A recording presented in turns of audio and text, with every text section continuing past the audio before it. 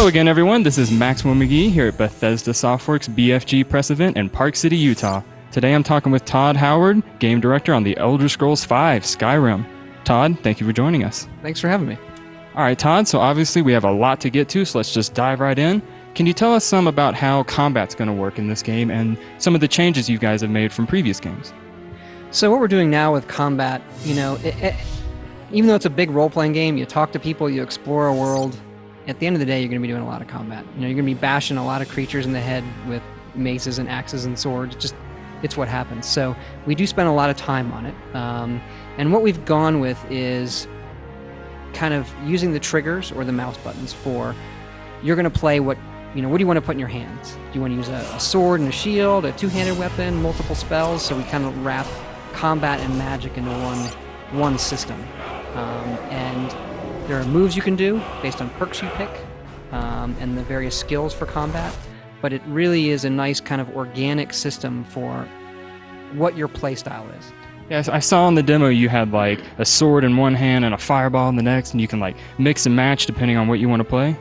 Yeah, it really is. As opposed to starting the game and saying, I'm going to be a wizard in some menu, or I want to be a warrior, it's, we want to treat it as, well, what are you actually doing? That's who you are, okay? So if you're going to put a sword in one hand and a spell in the other, you're kind of this spell sword guy, and both of those skills are going to go up.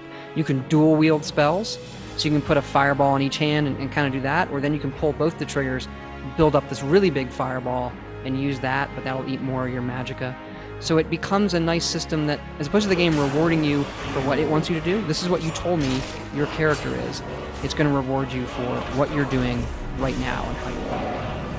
So in addition to swords and sorcery, there's also these new dragon shout abilities. Can you tell us more about how those work and how we'll go about acquiring them and how they tie into your character's role as a dragonborn?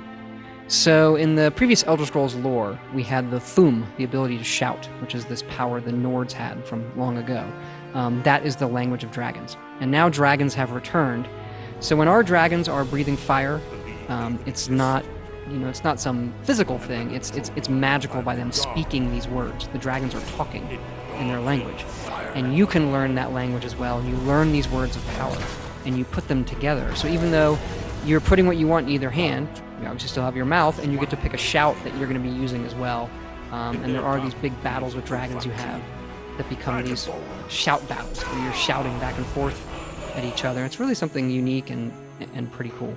Now, on the topic of dragons, from what we saw in the demonstration, it looked like there were these roving boss fights that would occur randomly, sort of like the big daddies in the BioShock series. Can you tell us more about that? They do kind of fill that role. If you were to take, it's actually in our initial design, they fill the role of a mix of a big daddy in BioShock and a helicopter in Half-Life 2. They're scarier than a big daddy. And because they're swooping around, you can't really, and you can see that in the demo. Sometimes I would lose it. I didn't know where it would go. It's very unscripted. So there are things, if you're going to defeat, you are going to have to use a lot of resources.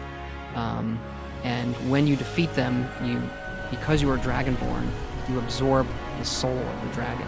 And what that means, we're not talking about quite yet.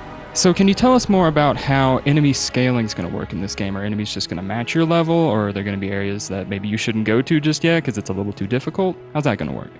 It's very much like the way we handled it with Fallout 3, where there's some amount of leveling in some areas. It kind of is like a tether system we have, just to keep it interesting. But there are areas that are a lot harder for your character. There are areas that are easier. And then we'll randomize some of those based on your level. But if we say this level is hard, it's going to be hard. And then if you go and leave and come back, it'll be the same. So it is very similar to how we handled Fallout 3. So naturally, as you're fighting all these enemies, you're going to be gaining a lot of experience and leveling up. Can you explain in more detail some of the changes you guys are making to like the skills and the perks and how you go about customizing your character?